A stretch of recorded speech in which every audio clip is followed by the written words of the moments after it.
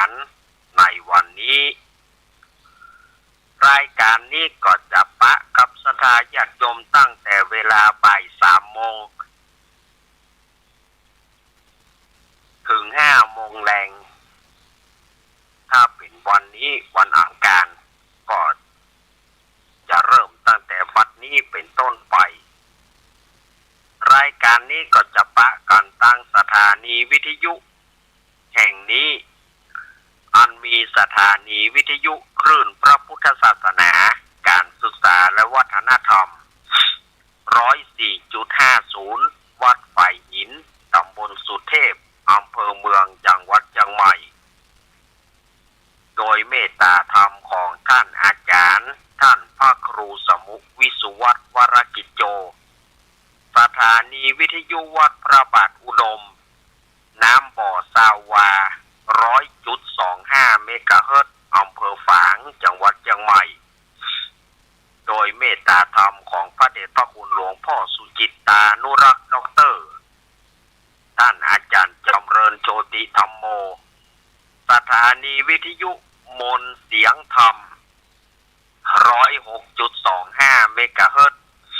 ตั้งอยู่วัดบุพารามตำบลจ้างเคิ่งอำเภอแม่แจ่มจังหวัดเชียงใหม่โดยเมตตาธรรมของพระเดชพระคุณหลวงพ่อมงคลวิสิทธิ์เจ้าคณะอำเภอแม่แจ่มและท่านปลัดอุทัยทั้งสองท่านสถานีวิทยุวัดศรีปันเงินเรดิโออำเภอสันปะตองสถานีวิทยุแม่วางเรดิโออำเภอแม่วางสถานีวิทยุบ้านแป้นเรดิโอบ้านแป้นอำเภอเมืองจังหวัดลำพูนและสถานีวิทยุวิทยาลัยสงฆ์นครลำปาง 106.50 วัดปุญญวาสวิหารโดยพ่อครูดร.จิรศักดิ์ปันลำขออนุโมทนากับท่านหัวหน้าสถานีทุกสถานีรวมถึงเจ้าหน้าที่ทุกฝ่าย ของแต่ละสถานีโดยมาปะกันวันนี้เป็นวันอังคารที่22 กรกฎาคม พุทธศักราช 2568 เดือน10เหนือเดือน8ใต้แฮมมานี่12 ค่ำถามว่าเป็นวันอังคารวันนี้ก็จะได้มีกิจกรรมวันพระประจำพรรษา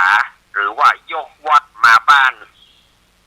ยกการเทศน้ำเทศธรรมมาที่บ้านเหมือนเป็นยกวัดมาบ้านช่วงเข้าพรรษา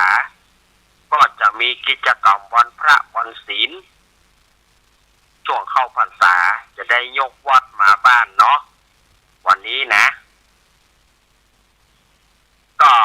อนุโมทนาบุญสถาญาติโยมเนอเมื่อวันอังคารที่แล้วก็สถานีวิทยุ 104.50 วัดไผ่หินเป็นเจ้าภาพรวมถึงทีมงานธรรมะคลายเครียดเป็นเจ้าภาพการเทศน์วันนี้ก็จะเป็นคิวของศรัทธาญาติโยมอำเภอฝาง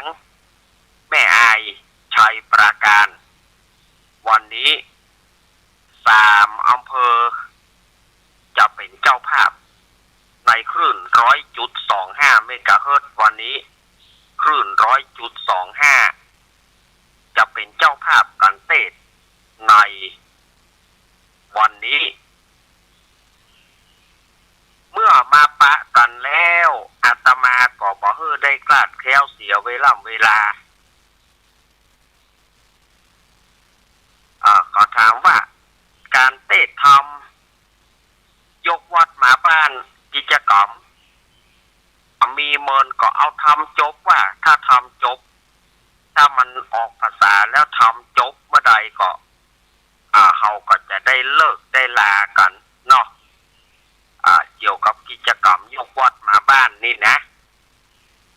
อาตมาทำมาเพื่อ คือศรัทธาญาติโยมที่บ่ได้ไปวัดไปวาศรัทธาญาติโยมที่เปิ้นบ่มีโอกาสได้ไปวัดไปวาก็จะได้มีโอกาสได้ฟังน้ำฟังธรรมจากวิทยุแล้วก็อาตมาก็จำลองกิจกรรมคือเหมือนกับวันพระวันศีลภาคตอนบ่ายในช่วงเข้าพรรษาอาตมาก็จะได้นำมามาจาศรัทธาญาติโยมเนาะ เอาละเมื่อมาปะกันแล้วบอกเฮ้อคลาดเลี้ยวเสียเวลา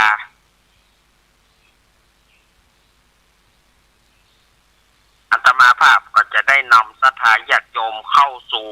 กิจกรรมยกวัดมาบ้านวันพระที่2ของการเข้าพรรษา2568นี้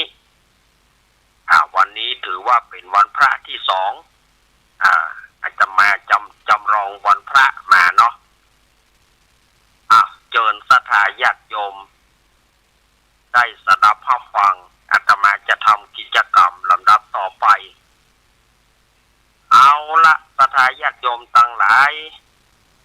ตอนนี้ก็ได้เวลาที่ศรัทธาญาติโยมจะได้ฟังน้ำฟังธรรมกันแล้วเนอะปอลามบ้านเฮามีไหนยกขันดอกเข้ามายกขันดอกยกขันแก้วทั้ง3ที่เอาตั้งไว้ทั้งนอกนะเอายกเข้ามาเลยยกเข้ามาเอาเข้ามาโอ้ วันนี้ศรัทธาญาติโยมก็มาฟังธรรมกันนักเนาะช่วงนี้ก็พ่องก็ขายมะม่วงขายบะลำไยไปถูกก็ขายไปตามถูกเนาะโยมเนาะวันนี้ศรัทธาญาติโยมก็เริ่มมาวัดแต่วันนี้รู้สึกจะน้อยไปหน่อยเนาะแต่ก็ยังดีวันนี้3อำเภอเป็นเจ้าภาพกันเทศวันนี้ฝางแม่อายชัยปราการฮับเป็นเจ้าภาพกันเทศวันนี้แล้วก็อำเภออื่นบ้านอื่นเขาเรียงลำดับกันไปเนาะเรียงลำดับกันไปเป็นวันอังคารไปปอล่ามเอายกขันดอกเข้ามาโอ้โหเดี๋ยวไปฟังกันเถอะไปฟังกันเถอะโอ้แต่อันการโจจากันนี่นะ มันถึงมีกู้ตี้กู้ตางแต่เอาเข้ามานั่งให้เรียบร้อยผู้ที่นั่งปืนบ่ได้เก้าอี้ปะเลอะเอาเก้าอี้มาศรัทธาญาติโยมก็ตั้งจิตตั้งใจจะฟังธรรมกันเนาะจัดแจงกันเทศให้เรียบร้อยจัดแจงให้เรียบร้อยเอาเข้ามา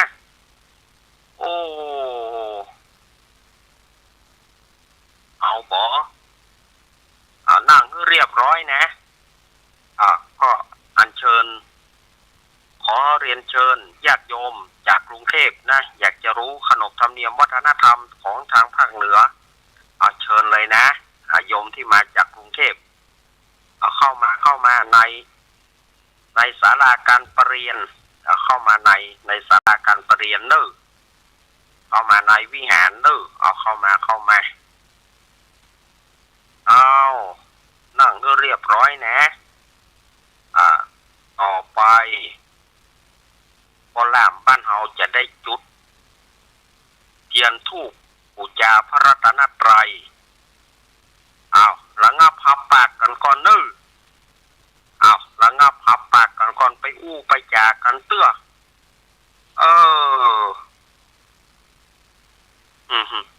จะไปนินทาจะไปเล่าขวานกันมันบ่ได้เรื่องได้ราวอย่างนั้นเล่าขวานกันนะจะไปเล่าหน้าจากขวานกันเอาเข้ามาพอล่ามจีเตียนเลยจีเตียนทูบ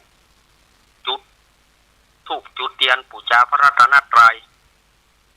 เขาจะทำกิจกรรมกันละ เอาขันแก้วทั้งสามวางอ้าวจุดถูกจุดเตียนสถาญาติโยมพนมมือเนอะเอาพนมมือไหว้พนมมือ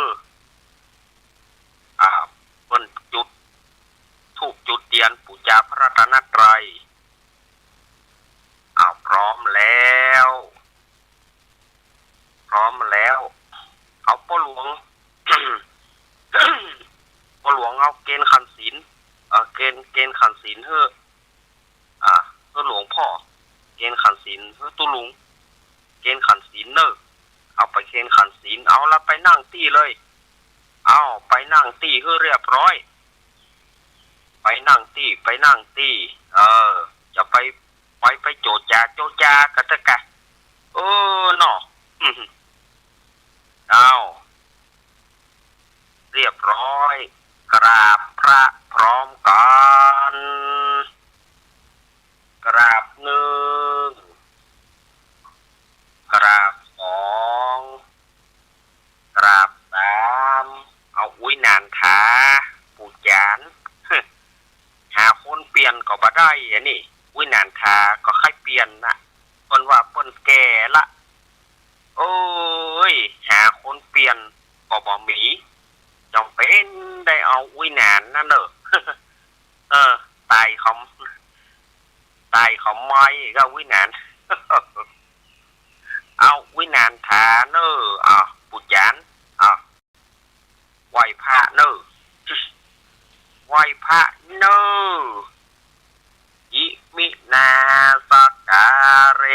นะพุทธังปูเจมิ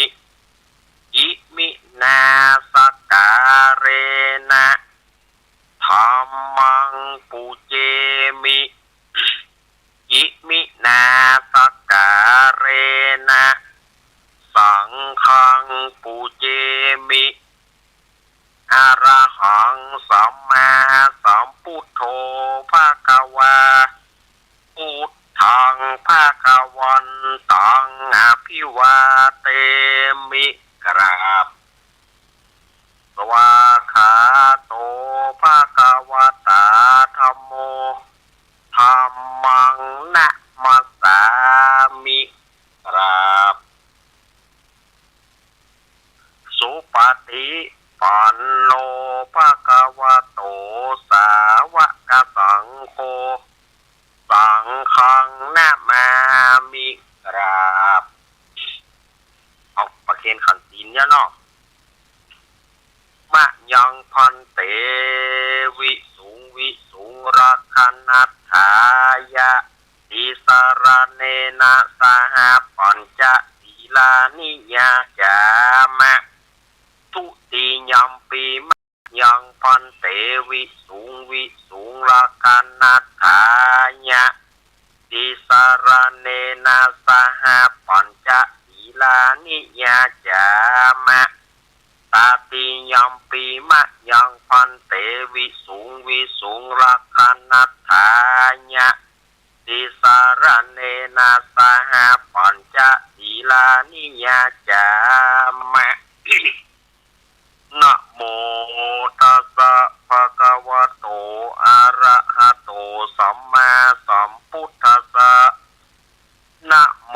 ตัสสะภะคะวะโตอะระหะโตสัมมาสัมพุทธัสสะนะโมตัสสะภะคะวะโตอะระหะโตสัมมาสัมพุทธัสสะพุทธังสรณังคัจฉามิธัมมังสรณังคัจฉามิสังฆังสรณังคัจฉามิทุติยัมปิพุทธังสรณังคัจฉามิทุติยัมปิธัมมังสรณังคัจฉามิทุติยัมปิสังฆังสรณังคัจฉามิตติยัมปิพุทธังสรณังคัจฉามิตติยัมปิธัมมังสรณังคัจ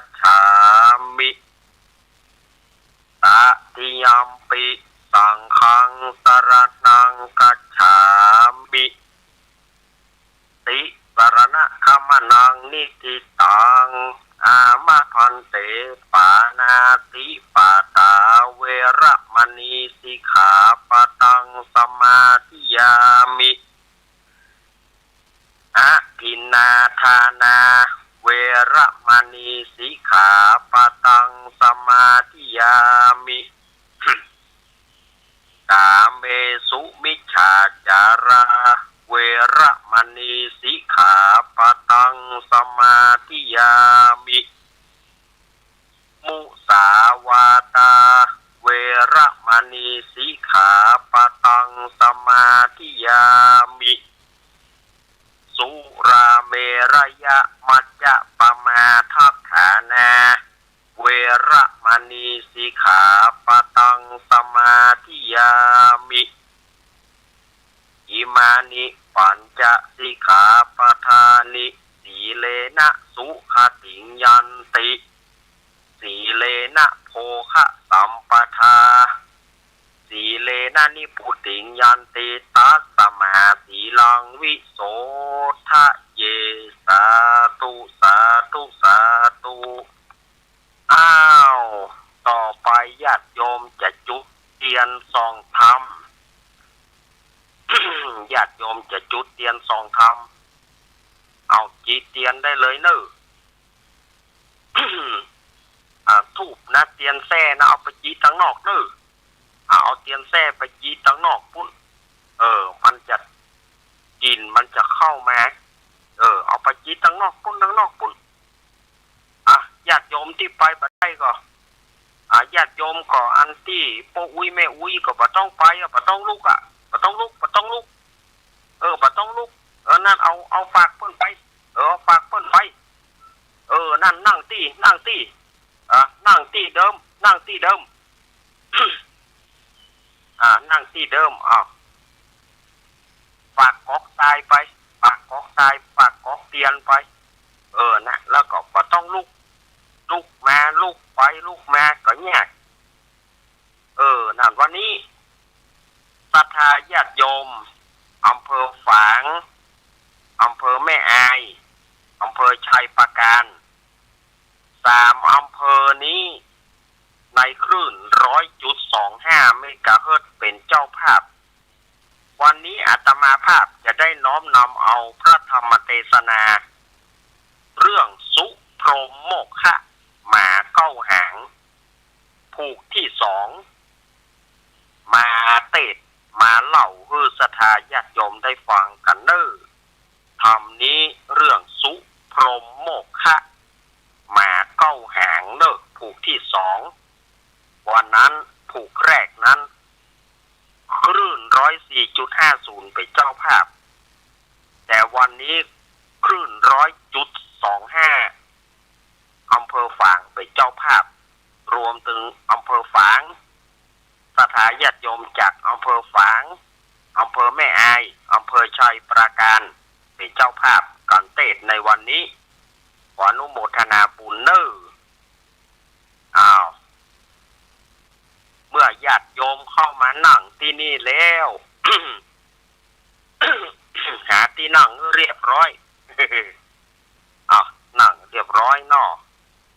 พออาจารย์จะได้อาราธนาธรรมลำดับต่อไปเนอพ่ออาจารย์อาราธนาธรรมอิปานังเยกะละละมังเยกะสยังปันทิโตตังโนมากังอุทิสิตุงธัมมังธัมมังมุตตะมังปัจจังอาราธนังกะโลมะวันนี้จะเป็นธรรมสุพรหมโมฆะหมาเก้าหางผูกที่2เด้อแต่ว่าจะเป็นอย่างใดนั้นเฮาก็มาฟังกันลำดับต่อไปเนาะ นะโมตัสสะภะคะวะโตอะระหะโตสัมมาสัมพุทธัสสะพระดำธรรมเทศนามาถึงส่วนอันว่าการว่าหนอโพธิสัตว์เจ้าได้ ยินกำนางคาอาจารย์ที่มาไข่ฟ้าจะล้มลาวเอาใจก็หากใดมีปีติตื่นมีใจต้องตื่นยินดีก็มีขั้นและนา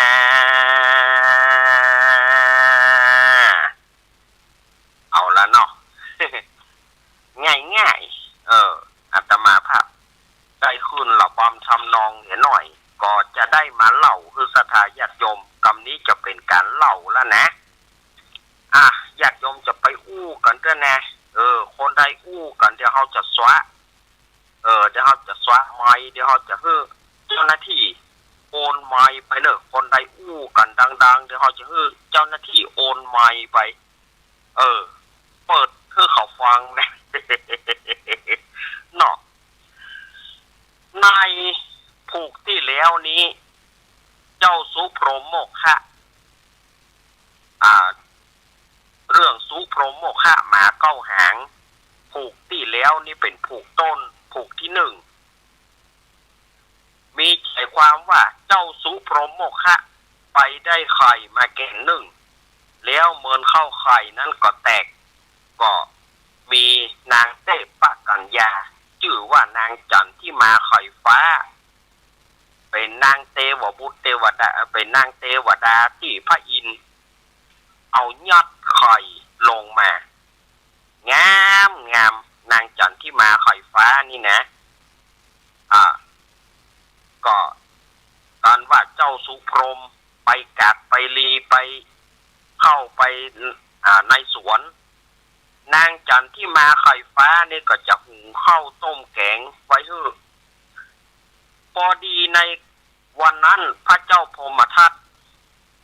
เสด็จประพาสป่าเพื่อล่าสัตว์ได้ไปหานใส่นางจันที่มาไข่ฟ้าเนี่ยก็เกิดความฮักข้าได้เมียข้าได้เมียเจ้าสุพรหมก็เลยออกอุบายเสนาอามาตย์ท้องเจ้าสุพรหมไปเมื่อเจ้าสุพรหมไปพระเจ้าพรหมทัตก็บอกว่าเอาอย่างอี้วันพุกเนี่ยคือมึงเอางัวมาโจรกับงัวกูถ้างัวมึงถ้างัวกูกันกูจะยกบ้านยกเมืองจะยกทรัพย์สมบัติเอาไว้ให้มึงแต่ถ้างัวมึงกันกูจะฆ่ามึงแล้วกูจะเอาเมียมึงเจ้าสุพรหมโมฆะก็ให้ปีเข้าไปบ้านก็ไปนั่งให้นางจันที่มาไข่ฟ้าก็ได้ถามว่าเป็นจะได้เจ้าปี้ให้ยี่หยังเจ้าเหนือหัวเปิ้นยี่หยังเจ้าสุพรหมก็เล่าให้ฟังนางจันที่มาไข่ฟ้าก็เลยบอกว่าเอาอย่างอีวันพุกคือเจ้าปี่เกี่ยวหญ้าแล้วก็เอาเชือกแล้วไปยืนอยู่กลางทางจะมีงัวตัวหนึ่งมาจงมัดและจูงไปเนอะรับรองว่างัวของเจ้าปี่ชนะแน่นอนวันนั้นอาตมาได้เล่ามาถึงที่นี่นะวันนั้นทำผูกแรกทำสุพรหมโมฆะมาเก้าหางผูกแรกก็มาจบตัดนี้พอดีวันนี้ก็จะมาต่อผูกที่สอง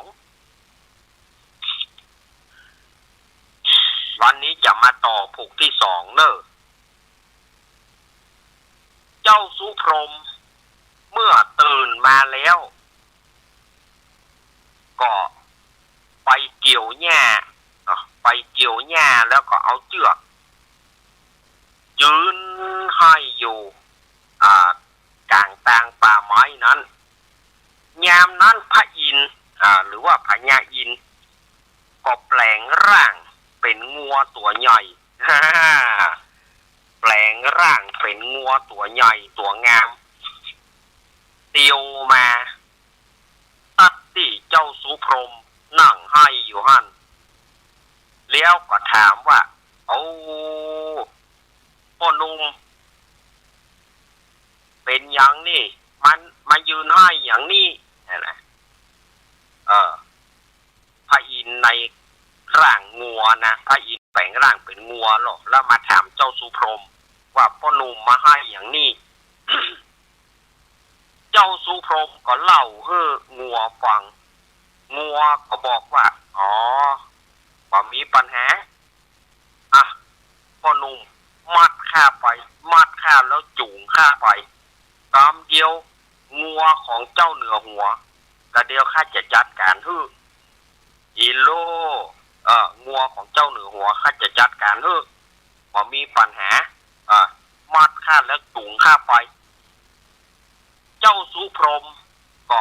มัดงัวจูงงัวไปเมื่อจูงงัวไปถึง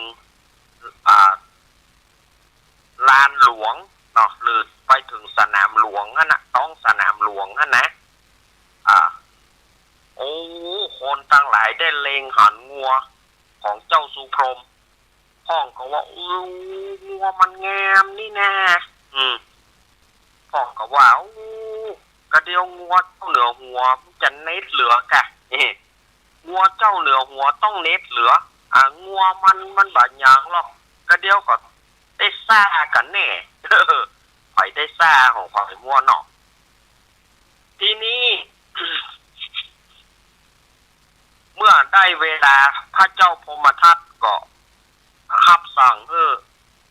หมู่เสนาอมาตย์ทั้งหลายเอาปล่อยมืดกาฟ้าทลายโจรกูไหมนี่งัวของพระเจ้าพมทัตนี่ชื่อว่ามืดกาฟ้าทลายโจรลูกโลมืดกาฟ้าทลายโจรทีเดียวเนาะชื่อมันนางงามแน่เอาปล่อยมืดกาฟ้าทลายโจรกูมานี่หรอเขาก็ปล่อยงัวออกก้อนจะปล่อยเอาฟินนะเขาก็เอาฟินให้มันกินเอาเหล้าให้มันกินมอมงัวน่ะมืดกาฟ้าทลายโจรนี่นะแล้วทีนี้ก็ปล่อยออกซองมาแหละพอปล่อยออกซองมามันก็คำรามคำโรนเนาะสัญชาติของงัวปูงานงัวโจรนี่นะงัวปูงานนี่มันถ้ามันคึกขนองมันนะนะส่วนว่างัวของเจ้าสุพรหมหรือว่าพระอินทร์ปล่อยมึงมาก็เดี๋ยวมึงได้โอแน่เดี๋ยวมึงได้เหม็นโอแน่มึงแม่บอกว่ากันนี่แหละเอาปล่อยมืดกาฟ้าทลายโจรสู้เลยนี่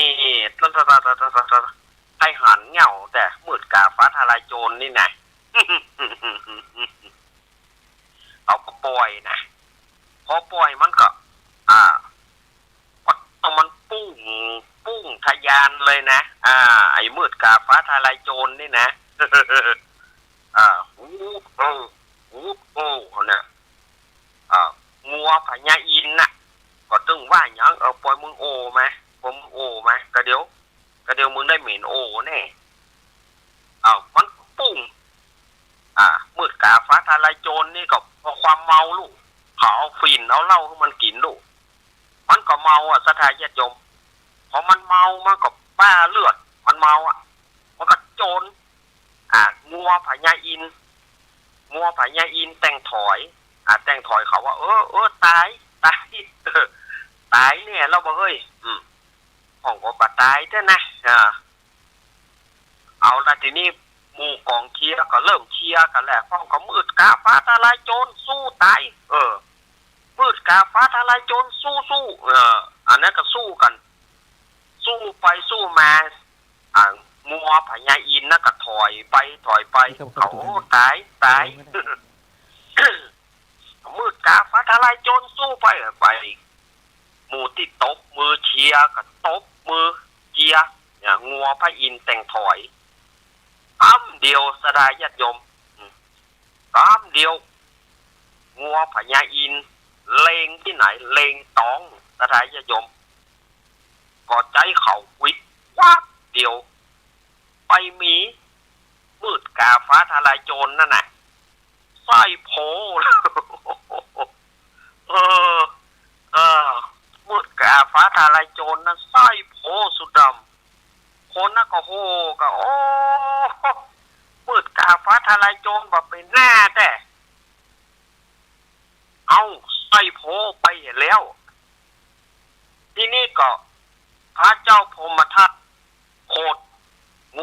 เจ้ามันบักการปะนี่บัดใจนักกีฬาลูกพระเจ้าพมทัตนี่นะ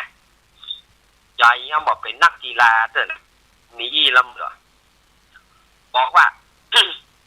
งัวการเจ้ามันบักการวันนี้บัตตาวันนี้ถือว่าโมฆะวันนี้โมฆะวันผู้เพื่อมึงเอาไก่มาโจรกับกู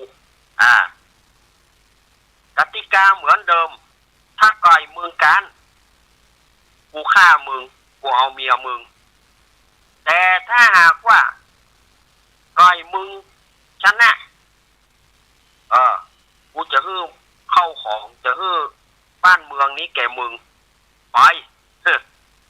ส่งแขกเงินแน่ส่งแขกก็ได้ ทีนี้เจ้าสุพรหมก็จูงงัวมาถึงกลางก็ปล่อยงัวก็อันตรธานเหาะขึ้นบนฟ้าไป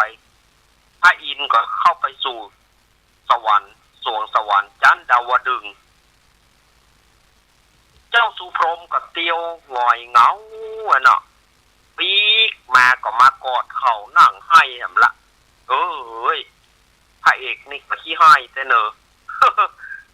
พระเอกนี่ก็ขี้ให้แต่ทีนี้นางจันที่มาคอยฟ้าก็ถามว่าเจ้าปี้อย่างไรเอางัวไปโจรกับเจ้าเหนือหัวเป็นอย่างไรงัวเจ้าปี้การกะป่าการงัวปี้ชนะงัวของเจ้าเหนือหัวสร้อยโผเข้าแล้วเจ้าปี้ให้ยี่หยังก็เจ้าเหนือหัวนะกะบังคับผู้ปี้ไปเอาไก่มาโจร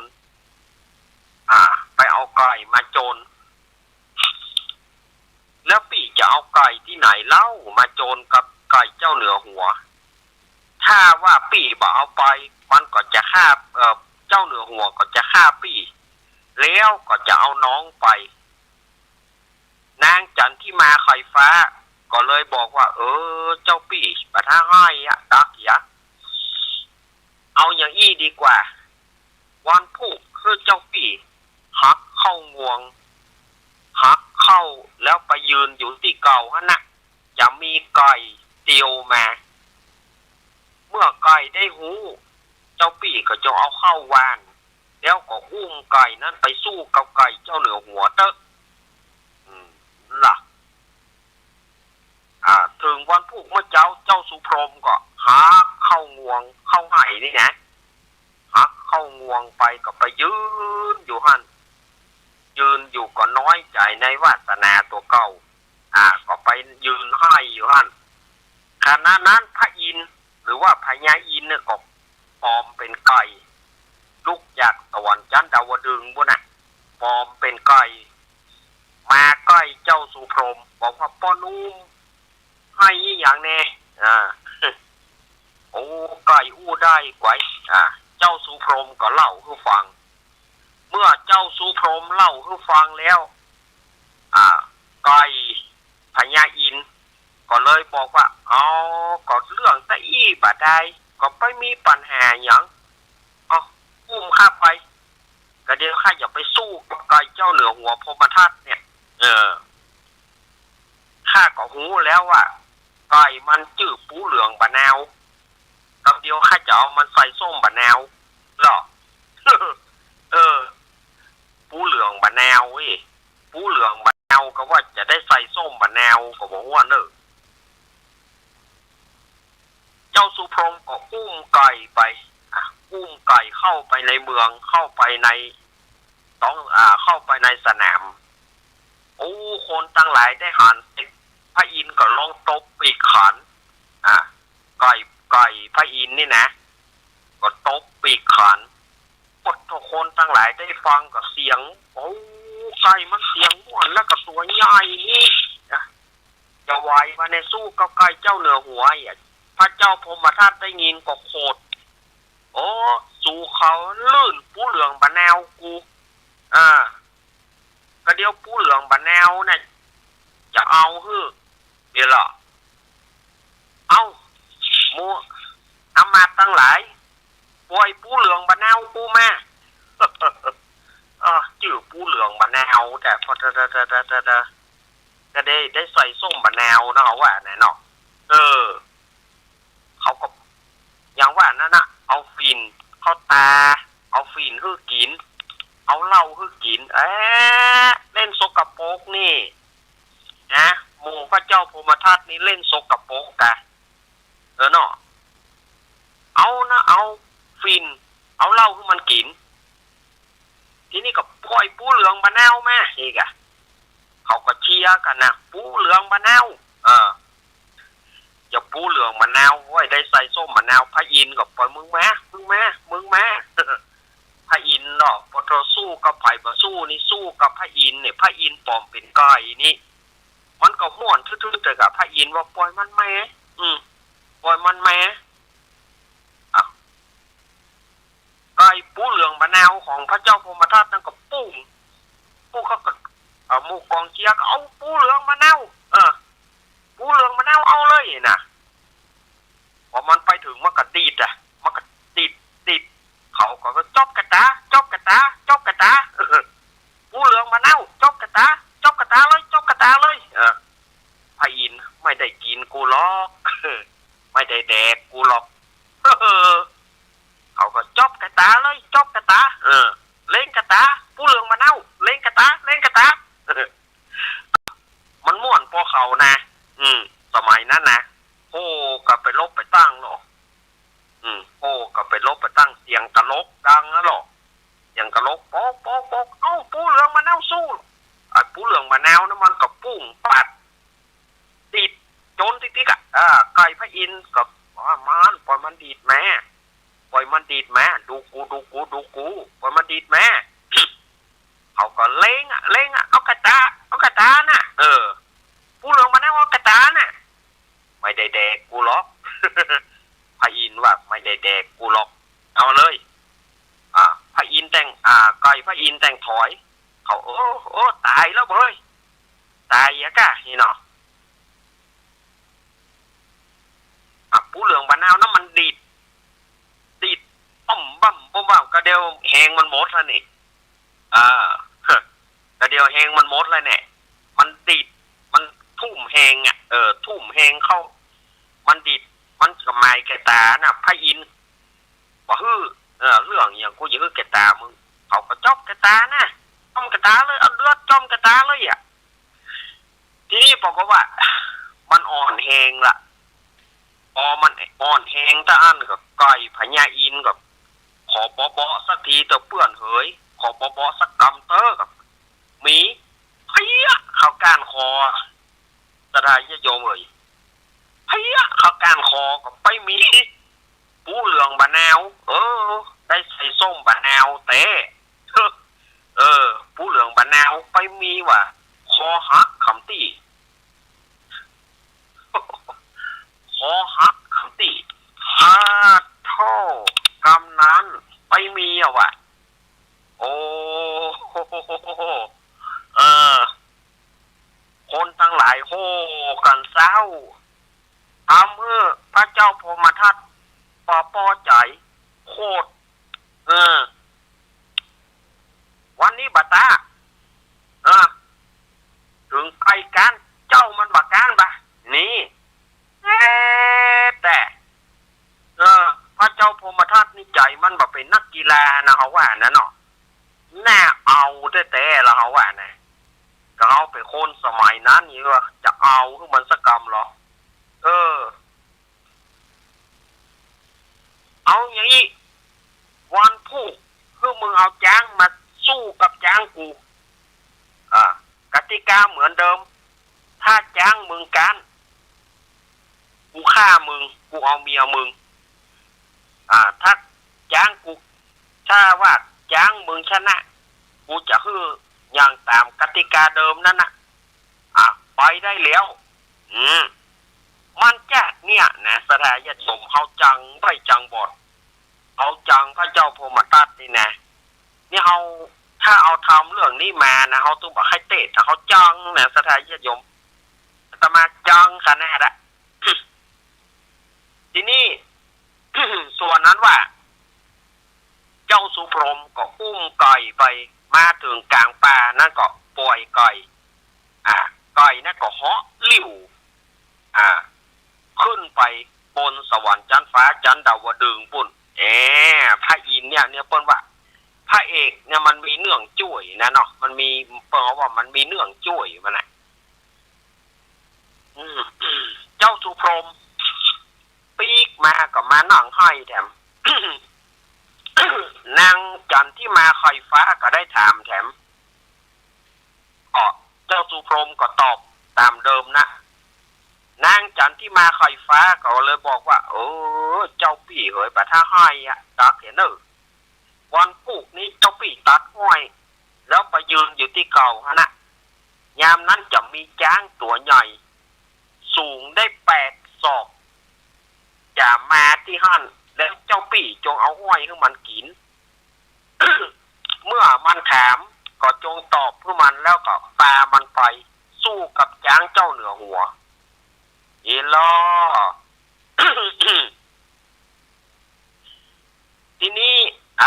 พอเจ้ามาเจ้าสุพรหมโมคะเจ้าสุพรหมนี่นะก็ตัดอ้อยไปเมื่อตัดอ้อย ขอสุมาภัยญาติโยมเด้อเมื่อตัดอ้อยแล้วก็ไปยืนอยู่ที่กลางทางยืนให้อยู่เจ้าสุพรหมนี่มาให้ดีประล่ำประเหลือแต่พระอินทร์หูละว่าจะต้องไปช่วยเจ้าสุพรหมเนี่ยก็เลยปลอมเป็นช้าง สูงได้8 ศอกโอ้โหสูงได้8 ศอกก็ปัจจัยสเล็กสน้อยเนาะก็มาถาม พ่อหนุ่มเหยให้อย่างนี้เจ้าสุพรหมก็เล่าให้ฟังเมื่อเจ้าสุพรหมเล่าให้ฟังแล้วก็จ้างพญาอินนี่นะก็บอกว่าอันก็ขึ้นขี่ข้าไป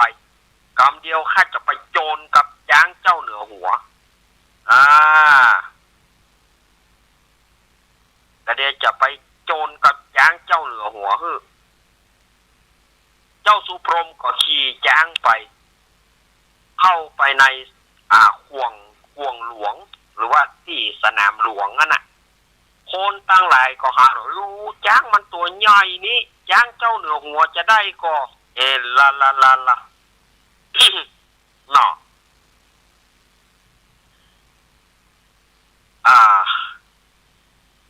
ทีนี้บางคนก็ว่ามันเป็นบุญมันพ่องก็ว่ามันไปสู้จ้างเจ้าเหนือหัวได้จะได้ความคิดของคนเฮานี่มันก็แตกต่างกันนะ ทีนี้เมื่อได้เลิกได้ยามพระเจ้าพมทัตก็บอกว่าคือปล่อยจ้างเผือกแก้วงางอนกูไหม ละชื่อจ้างเผือกชื่อเผือกแก้วงางอนนี่หรอก็ได้งอนตุ๊บปองก็ได้งอนโลหันละเขาว่านะ ก็ได้งอนโลหันละเขาว่าก็มู่เสนาอามาตย์พระเจ้าพมทัตบอกเอาฟีนหรือมันกินนักนานแน่โสกโปกเอาฟีนหรือมันกินนักแล้วก็เอาเหล้าหรือมันกินตัวโสกโปกอย่ามาเอายาบ้ามันกินเอายาบ้ามันกินไปหน่อหน่อวะ ทีนี้ได้โอกาสเขาก็ปล่อยเผือกแก้วงางอนนี่นะเข้าไปสู้ กับเข้าไปสู้กับจ้างพญาอินทร์สู้กับไผ่ปะสู้กับจ้างของเจ้าสุพรหมนั้นจ้างนั้นเป็นพญาอินทร์ปลอมมาบยาสู่หูก็สู่หูเรื่องก็ ทีนี้จ้างนั้นมันเมาลูกมันเมาเหล้าเมามันตัวเขาก็ไล่เด้อก็ไม่แซ่แตบตัวก็มันก็ปุ้งแว่ปุ้งเนาะบอกก็ว่าไปมีจ้างพญาอินทร์แต่งถอยล่นถอยไปพอได้จังหวะกับไปมีใจงาเขาตั้งตำเดียว ยวนั่นนะเผือกเกี่ยวงางอนไปมีงอนลงหันเอาแต่เขาว่งอนลงหันดิ้นจังงอตายคำตีว่าสถาอย่าจมย่างเผือกเกี่ยวงางอนบอกงอนแต่กะงอนลงดินท่านน่ะกำนั่นเจ้าบ้านเจ้าเมืองที่มาพ่อก็ป้ากันโฮป้ากันโฮซะโฮเจ้าสถาญาติโยมเฮยพระเจ้าพรหมทัตนี่ก็โคตรอยู่โคตรวันนี้บัตาเตื้อวันนี้จ้างกูการไปมึงปีกไปก่อนแล้ววันหลังก็กูจะฟ้องมานี่หรอเจ้าสุพรหมก็จึงปีกมาบ่ได้หยังก็จูงจ้างมาก็ถึงเวลาปล่อยจ้างก็กลับกลายเป็นพญาอินทร์เหาะขึ้นสวรรค์จันทร์ดาวดึงอัลล่ะนี่นะสถาญาติโยมบ่ใจว่าจะเล็กซะหน่อยนะส่วนว่าเจ้าสุพรหมว่าสุมาเถอะพระเจ้าพรหมทัตนี่นะผู้ใจสกปรกนี่เขาตีว่าไปโคตรเขาก็จ้างเถอะพระเจ้าพรหมทัตนี่มีใจสกปรกขนาดคนอู้นี่เหาะได้ป่ะคนอู้นี่เหาะได้ป่ะใครจะไปได้เอาคนธรรมดาที่นี่พระเจ้าพรหมทัตนี่ก็เลยจะหาอุบายจะเนี่ยอย่างใดเพื่อเจ้าสุพรหมนี่มันตายเพื่อข้าได้เมียเปิ้นจะเอานางไข่ฟ้ามาเป็นเมียมันเรื่องมันเพราะจริงถามว่าพระเจ้าพรหมทัตนี่บ่มีเมียก็มีแต่ว่าไปเปิงใจไปจะไปหันใส่เมียเปิ้นแล้วไปเมาเมียเปิ้นจะเอาเมียเปิ้นหาอุบายอย่างใดว่าจะให้เจ้าสุพรหมนี่มันตายก็ได้ในที่สุดนะสมองมันสั่งงานในที่สุดสมองมันสั่งงานควรดีจะใจมันไปเอาดอกบัวเมืองพญานาคปุ๊บเขาจะให้กำหนดมัน3 ปีถ้า3 ปีมันบ่ปีกมาแสดงว่ามันตายเขาจะเอาเมียมันส่วนว่าอะไรจะไข่ฟ้าเจ้าต้องมาเป็นของพี่ว่ะเจ้าต้องมาเป็นของพี่ส่วนตัวมันตายแล้วกูจะใจอันเนี้ยโว้ยว่ะเนาะหมกอยู่ต่อหน้าเขานี่นะปักคุยหน่ำเลยกำลังปักคุยหน่ำสักกำเหรอเอาละสถาญาติโยมอู้ไปอู้มาเวลาช่วงแรกอาตมาหมดทำยังมาจบด้วยนะทำค้างแหมหน่อยอยู่แต่ว่าสถาญาติโยมจะไปฟังไปไหนเจ้าเนอใครจะลุกไปเข้าห้องน้ำลุกไปกินน้ำกินท่าอาตมาปล่อยออกก่อนเนอเจิญสถาญาติโยมออกไปทำธุระตัวไปไอ้โวมารอเนี่ยกูไอ้โวมารอเนี่ยอันอาตมาก็จะไปฉันน้ำเหมือนกันเดี๋ยวพักยกไว้ที่กันเนอะก็เดี๋ยวปากันช่วงที่2เนอะเจริญพร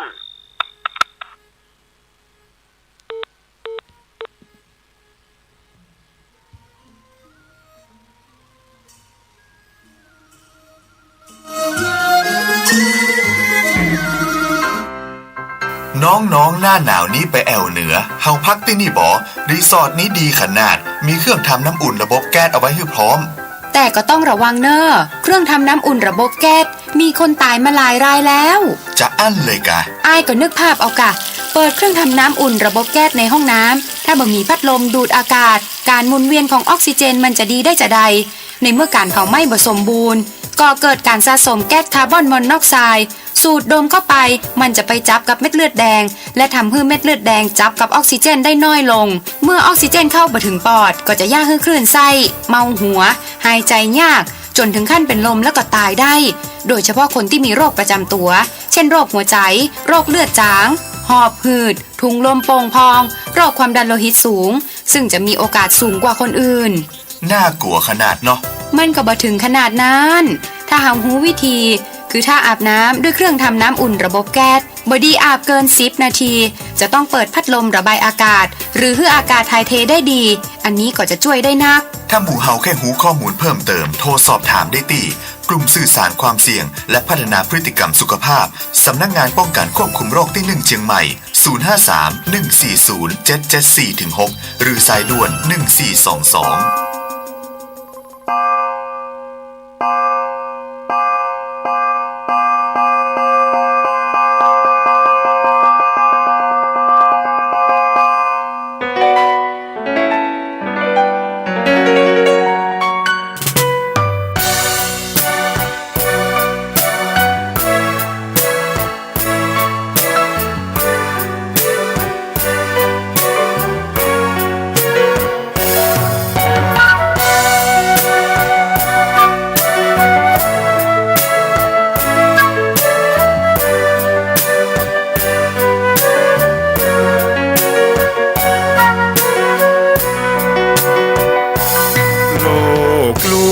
ชวนให้คิดอนิจจัง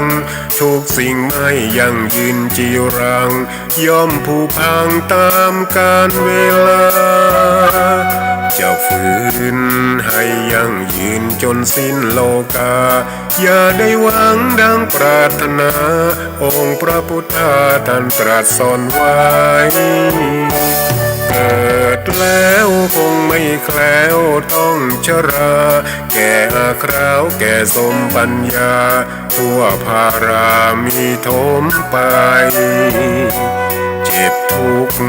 ย่อมเวียนวนมีพ้นใครๆสัตว์โลกล้วนรู้แน่แก่ใจเกิดแก่เจ็บตายหลีกไปไม่พ้นใครหลงคิดหลงติดอัตตาว่าใจแจ้งกมลแม้นใครปลงได้คงสุขล้นชีวิตมีมองมนเกิดมาเป็นคนสมบูรณ์ดับหายเพียงร่างกายไว้ชีวาแต่กุศลผลกรรมทำมาย่อมแปลงค่ากลายเป็นทุนส่งผลให้ทุกคนเวียนวนไม่สูญสุขและทุกข์เป็นไปตามทุนที่พวกคุณได้ก่อทำมา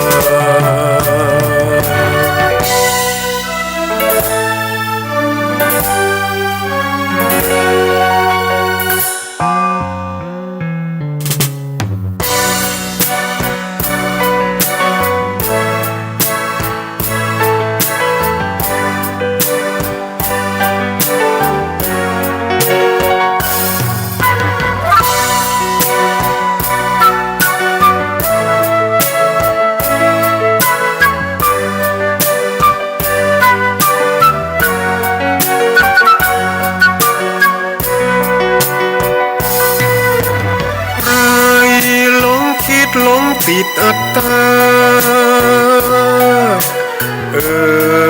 ว่าใจแจ้งกมลแม้นใครปลงได้คงสุขล้นชีวิตมีมองมนเกิดมาเป็นคนสมบูรณ์ดับหายเพียงร่างกายไว้ชีวาแต่กุศลผลกรรมทำมาย่อมแปลงค่ากลายเป็นทุนส่งผลให้ทุกคนเวียนวนไม่สูญสุขและทุกข์เป็นไปตามทุนที่พวกคุณได้ก่อทำมา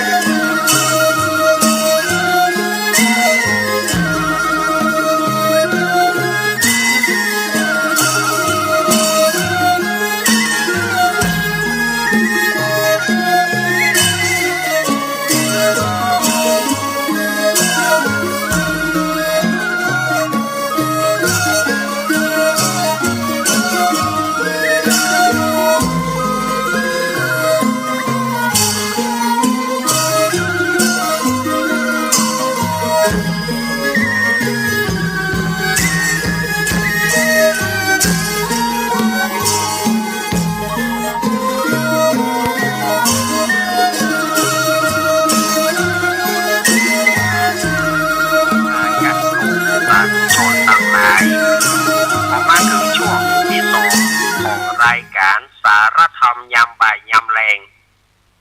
ช่วงธรรมะเพื่อชุมชนตอนนี้อาตมาภาพก็ยังเล่าทำกูทำผูกที่สองยาวขนาดเด้อทำผูกที่สองนี่ขนาดเล่าชั่วโมงหนึ่งยังบรรจบเจอแน่ก่อยค้างอ่ะมันแก่นักอยู่เนอะ โอ้ในขณะนี้สถาญาติโยมก็ฟังธรรมกันเนาะเรื่องสุพรหมโมฆะหมาเก้าหางส่วนจะเป็นอย่างใดนั้นเอาฟังกันเลยพระเจ้าพรหมทัตกึศอุบายที่จะให้เจ้าสุพรหมโมฆะเนี่ยเพราะว่าจะใจมันไปเอาดอกบัวในเมืองโคนนี่จะเอามายาพญาตของพระเจ้าพรหมทัตนี่บ่หายต้องไปเอาดอกบัวเมืองพญานาคปุ่นแล้วดอกบัวเมืองพญานาคจะมีบ่ฮู้พระเจ้าพรหมทัตบอกกุมหูแต่แน่ๆกูจะใจมันไปตายเมื่อมันตายแล้วกูจะเอาเมียมันเฮ้อน่ะมันเล่นอย่างเอี้ยกะเนาะกึศอุบายแล้วก็ได้อุบายวางแผนสักกรินดาวร้ายนะ วางแผนชั่วออกมาละก็เลยใจเสนาอมาตย์ใจทหารไปห้องเจ้าสุพรหมมาทหารก็ไปห้องเจ้าสุพรหมไอ้นุ่มเจ้าเหนือหัวมีรับสั่งคือเข้าเฝ้าด่วนเห็นนะเข้าเฝ้าเรื่องหยังไม่รู้อารูไม่ไร้อะไรอารูไม่ไร้แปลว่าหยังอะไรไม่รู้นะโป๊ะสักคำเนาะเล่าไปแล้วมาใจขึ้นห้องมาเล่าบอกพอจะเอี้ยบอกแต่ใจขึ้นหอเจ้าสุพรหมก็เลยไปกับทหารนั้นเมื่อไปถึงก็ถวายบังคมพระเจ้าค่ะไหว้มนุษย์เถอะโอ้โหเกินไปแก่เนาะพระเจ้าพรหมทัตนี่อู้อย่างนั้นตัวเป็นกษัตริย์แต่อู้อย่างนั้นไหว้มนุษย์เถอะว่ะเนี่ยไอ้นุ่มเหยเจ้าก็เอาชนะเอาไปละเพราะว่าจะเป็นงัวเพราะว่าจะเป็นไก่เพราะว่าจะเป็นจ้างเจ้าก็เอาชนะเฮาละแต่บัดเดี๋ยวนี้เฮามันเป็นพยาธินะเฮามีโรคพยาธิกับตัวซึ่งหมอที่ไหนก็ยาเฮาตึงมาหายและอันยังจะมายาเฮาจะมารักษาเฮาตึงมาหายนอกจากดอกโกมุตดอกโกมุตก็คือดอกบัวนะสถานญาติโยมนอกจากดอกโกมุตที่เมืองพญานาคปุ่นดอกโกมุตหรือว่าดอกบัวในเมืองโคนนี่นะมีปะเลอะแต่บาสามารถที่จะรักษาโรคพยาธิของเราได้มันมีปุ้นดอกโกมุตดอกบัวในเมืองพญานาคปุ่นที่จะมารักษาโรคของเราได้เจ้าจงไปเอามาให้เฮากำแต่ว่ามีกติกาว่าเจ้าต้องไปเอาถ้า3 ปีเจ้าบ่ปีกมาเขาจะเอาเมียกูจะเอาเมียมึงถ้า3 ปีมึงบ่ปีกมากูจะเอาเมียมึงหรือว่าถ้า3 ปีมึงกึดลบลี้อย่างใดกูจะฆ่ามึงกูก็จะเอาเมียมึงขอให้มึงไปเอากำเตะดอกบัวนี่นะมันอยู่ใกล้เมืองพญานาคปุ่นถ้าเอามาพญาติเขาจะหายเมื่อพญาติเขาหายแล้วจะยกบ้านยกเมืองจะยกทรัพย์สมบัติคือเนี่ยมันขี้หกทั้งเพเขาถึงว่าขี้หกทั้งเพนะว่าพระเจ้าพรหมทัตนี่นะมันสกปรกนะขอตะยะแต่มีกติกาว่า3 ปีอย่าได้คิดหนีทีเดียวนะคิดหนีกูเอามึงตายแน่แล้วกูจะเอาเมียมึง3 ปีถ้ามึงมาก็กูก็จะเอาเมียมึงเสร็จแน่ไปส่งแขกทหารนี่เนาะ จ้าสุพรหมเมื่อได้รับคำสั่งอย่างนั้นแล้วก็ปีมาถึงกระท่อมถึงตูบตัวเก่าก็มากอดเขานั่งให้ละมานั่งให้ทีนี้ก่อนนางจันที่มาไข่ฟ้ากระถามว่าเจ้าปี้ไปเฝ้าเจ้าเหนือหัวมาเป็นจะได้หรอหมอเจ้าปี้ให้อย่างโอ้ไข่ฟ้าเหยก็เจ้าเหนือหัวน่ะจะให้ปี่ไปเอาดอกบัวเมืองพญานาคปุ่นน่ะกำหนดคือ3 ปีถ้าปี่หนีไปป่าแม่มันก็จะฆ่าปี่และจะเอาน้องไปการบ้านก็ถ้าปี่ไปตายมันก็จะเอาน้องไปปี่บ่อยากจะเสียน้องนางจันที่มาไข่ฟ้าก็บอกว่าโอ้เจ้าปี่ในชีวิตนี้นะน้องเป็นของเจ้าปี่คนเดียวว่ามีภัยที่จะมาเอาน้องไปได้แล้วปี่บอกว่าดอกบัวในเมืองพญานาคเนี่ยมีแต่ก่อซึ่งมันจะเป็นไปได้ก่อว่าดอกบัวนั้นชนิดนั้นจะรักษาโรคพยาธิได้มันมีปุ้นกันนี่เมืองพญานาคมันมีบ่ฮู้นางจันที่มาไข่ฟ้าก็บอกว่ามีเจ้าปี่ดอกบัวชนิดนี้ป้อนว่าดอกโกมุดมันมีปุ่นอะเมืองพญานาคปุ่นมีเจ้าปี่นี่นะวันผู้เจ้าปี่ลงจากเจ้าปี่ไปหาแม่น้ำอธิษฐานลงไปถ้าบุญของเจ้าปี่มีเจ้าปี่จะไปถึงปากถ้ำนั้นที่ปากถ้ำนั้นจะมีงูรักษาปากถ้ำอยู่เจ้าปี่จงเอายานี้ใส่ปากงูแล้วงูจะถามสารทุกข์สุขดิบงูจะถามถ้าหากว่ามาบ่ชอบมาพากลงูตัวนั้นจะฆ่าถ้าไปผู้มีบุญงูถึงบ่ฆ่าเอายาใส่ปากมันแล้วงูนั้นจะจี้นำทางเจ้าปี่เอาตามนี้เนอะนางจันที่มาไข่ฟ้าก็เอายานั้นกับเจ้าสุพรหมไปมาถึงตัดนี่สถาญาติโยมทำผูกที่2เรื่องสุพรหมโมฆะหมาเก้าหางก็จบลงเหี่ยแล้ว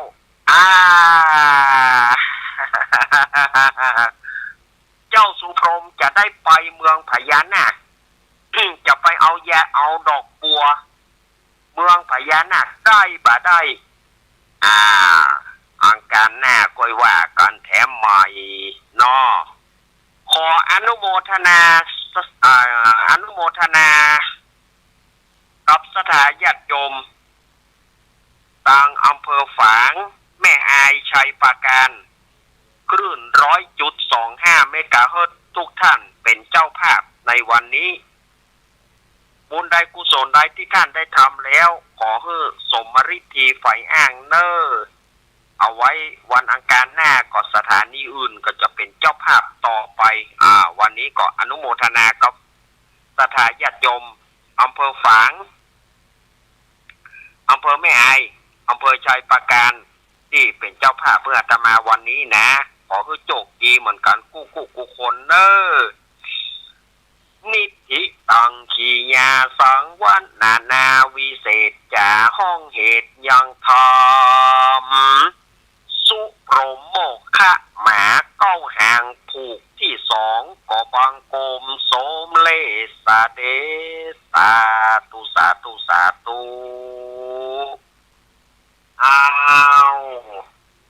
ทำจบแล้วนะถามว่ายังมีอร่อยเด็ดเผ็ดมันแต่นักอยู่นะสำหรับทำเรื่องนี้อร่อยเด็ดเผ็ดมันก็แล้วกันปัจจัยว่าจะยุดอยู่ใต้ปัญหาของเจ้าสุพรหมกับพระเจ้าพรหมทัตนี่นะพระเจ้าพรหมทัตนี่ข้ามจนข้ามจนเข้าดินเข้าแง่บนน่ะ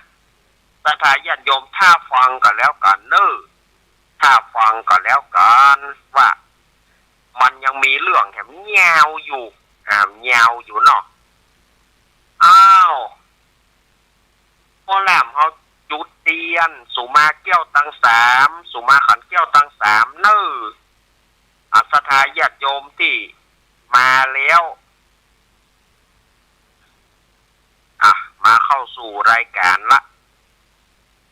ขณะนี้ศรัทธาญาติโยมก็กำลังเข้าฟังรายการธรรมะเพื่อชุมชน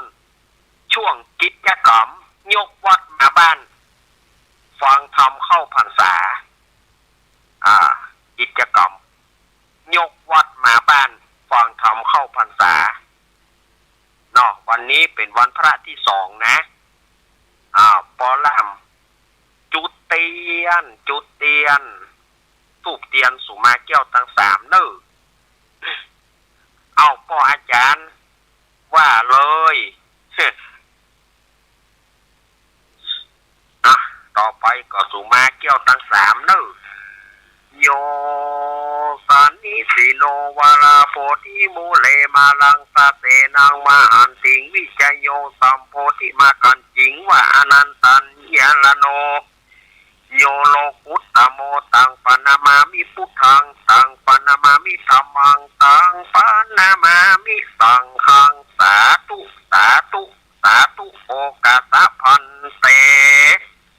ข้าแต่พระติสารายรัตนะผ่านแผ่วพาเกี่ยวเจ้าสามประการและพระปัญจเกี่ยว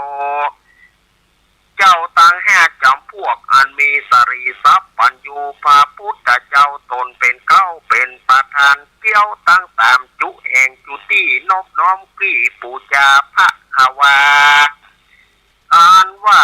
คุณพระพุทธเจ้ามี56คุณพระธรรมเจ้ามี38นบน้อม8ใส่กล่าวคุณพระสังฆเจ้ามี14นบน้อมกรีปูจัง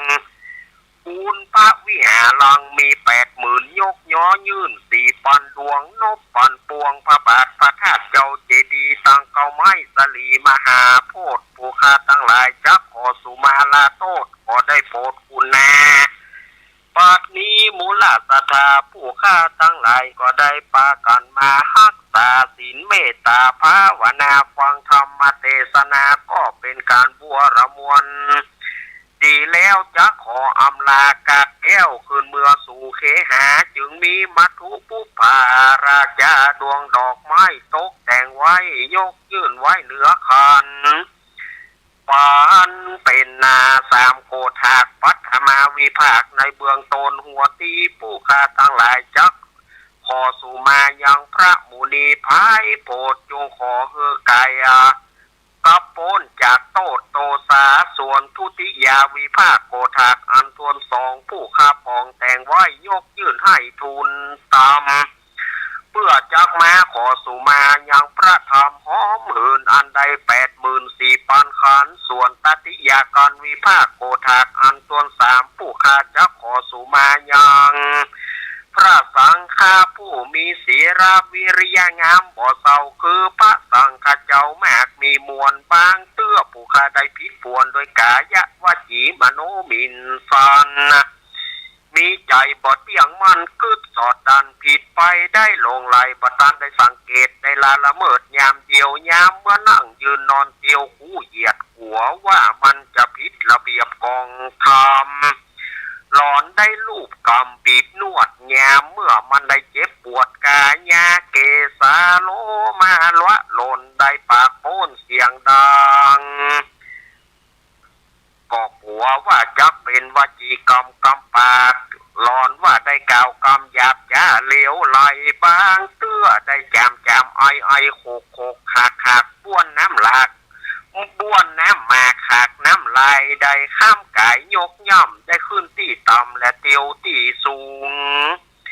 ด้วยอริยปทะตั้ง4อันบ่หูแจงที่เหลือประมาณภาคการ1หลอนว่าได้นั่งยืนนอนเตียวเหนือศาลาพระวิหารและห่วงเตียวบ่ทันได้เพียวกวาดแล้วลวดลานีผู้ข้าก็หัวจักพอดีไปนาผู้ข้าก็จะขอสู่มาบ้างเตื้อได้มีใจอะไรหาปังปาดได้กึดเติงหาเขาว่าเขหา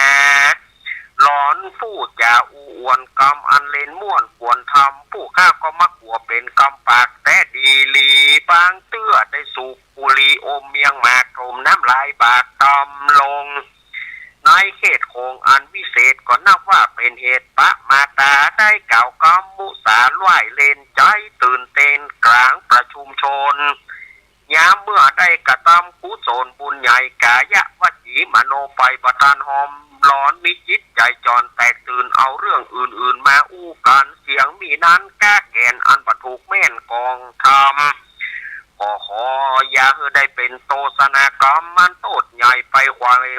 ควางมักกะตางนิวรวางโตดตองกับกายเป็นแห่งห้องอโหสิกรรมขอให้พ้นจากนิวรณ์ธรรมกรรมอันจักเป็นบาปอันจักห้ามลาบเสียงอย่างอาจารย์ป้าและอมตะมหาเนรปานผู้ข้าจักขอสู่มายังพระพุทธพระธรรม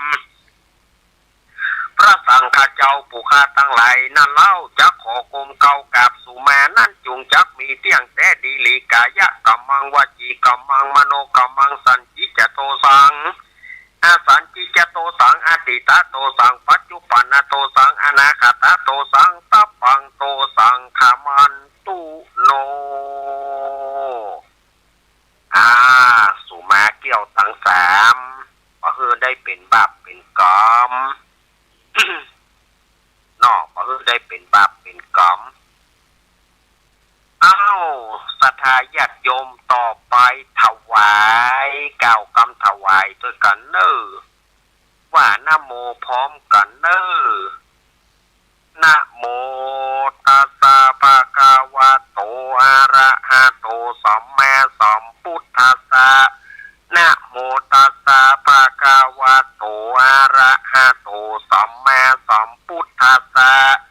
นะโมตัสสะภะคะวะโตอะระหะโตสัมมาสัมพุทธัสสะอิมานิ มะยังพันเตกัปปิยพันดานิสาปาริวารานิภิกขุสังคัสสะโอโนชยามะสาธุโนพันเตภิกขุสังโฆอิมานิกัปปิยพันดานิสาปาริวารานิปฏิกันหาตุอัมหากังทีฆารตังนิตายะสุขายะข้าแด่พระสงฆ์ผู้เจริญข้าพเจ้าทั้งหลายขอน้อมถวายกัปปิยพันธ์กับทั้งบริวารทั้งหลายเหล่านี้แด่พระสงฆ์ขอพระสงฆ์จงรับกัปปิยพันธ์กับทั้งบริวารทั้งหลายเหล่านี้ของข้าพเจ้าทั้งหลาย เพื่อประโยชน์และความสุขแก่ข้าพเจ้าทั้งหลายสิ้นกาลนานเทินสาธุเอาละต่อไปนี้พ่อหลวงบ้านเฮาพ่อหลวงบ้านเฮาประเคนพระพุทธพระธรรมพ่อหลวงบ้านเฮาประเคนพระพุทธพระธรรมต่อไปนี้ จะเป็นการประเคนการเทศน์วันนี้ก็ได้รับเกียรติจากศรัทธาญาติโยมอำเภอฝางอำเภอแม่อายอำเภอชัยปราการเป็นเจ้าภาพการเทศน์รวมถึงสถานีวิทยุ 100.25 เมกะเฮิรตซ์วัดพระบาทอุดมน้ำบ่อสาวาเอาล่ะปะเจ้ามากันเอามาเกณฑ์กันเลยแม่กันนกพิษชัยแน่บ้านห้วยงูน้อยแม่บุญปาน พ่อน้อยบุญปานมโนครพ่อบุญศรียานะแม่บัวพัดกุลันแม่เล็กแม่พลอยแม่จันสีแม่จันสีสุขาแม่สมศรีนันทาราม แม่สวรักษ์อภิวงศ์ช่วยกันประเคนแม่จันสมมณีจักรตะวาสุมาตัวแม่จันสมโทรมาแล้วแบตมันหมดแม่ ม่จันโสมณีจักมาฝางแม่อายชัยประการมาเลย เอามาเกาะจับแถวตอนกันจับแถวตอนกันจับหลังกันประเคนเอาประเคนเอาโอ้เดี๋ยวนั่นนะถ้าว่ากำแล้วถ้าว่าเกณฑ์แล้วปะต้องกำแหมแม่ถ้าเกณฑ์แล้วปะต้องจับเกณฑ์แล้วปะต้องจับเกณฑ์แล้วปะต้องจับแถมเกณฑ์แล้วก็แล้วอ่ะมันจะเป็นอย่าได้เจ้ามันเอาแถวนี้ได้ก็โอ้ถ้าจะได้2 แถว 3 แถวก้าเนี่ยกับขัวเกณฑ์เนี่ยขัวตาลเนี่ยเอาถ้าแถวนึงวางตั้งหน้านี่บ่ได้เอาแถวที่2แถวที่2แม่แถวที่2โยมแถวที่2พ่อน้อยบุญปานแม่พ่อบุญศรียานะแม่ อันนี้ฝางแม่อายชัยประการแม่สวรักษ์พี่วงศ์แม่กนกพิษชัยนาดอกกาแม่กนกพิษนี่โตหัวเปิ้นเหลือแดกกันนี่แม่บุญปานห้วยงูในด้วยสถาญาติโยมเนี่ยฝางแม่อายชัยประการเอาช่วยกันประเคนช่วยกับประเคนเอา1 2 3 เอาถ้าเอาผู้สูงอายุพ่ออุ้ยแม่อุ้ยที่จะลูกมาประเคนบ่ได้ยกมือฉายไฟมายกมือฉายไฟมาเดี๋ยวจะฮื้อเอาป้าน้อยบุญปานไปเอาป้าน้อยบุญปานไปเอาที่พ่ออุ้ยแม่อุ้ยที่มาเนี่ยยกมือฉายไฟมายกมือฉายไฟมาไปเอาเลยนะไปเอาครัวมาเกณฑ์นั่นลูกหยากหนังหยากเนาะ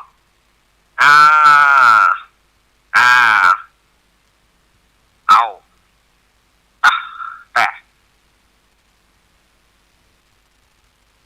เสื้อหน้านี้จะเป็นของแม่แจมแล้วก็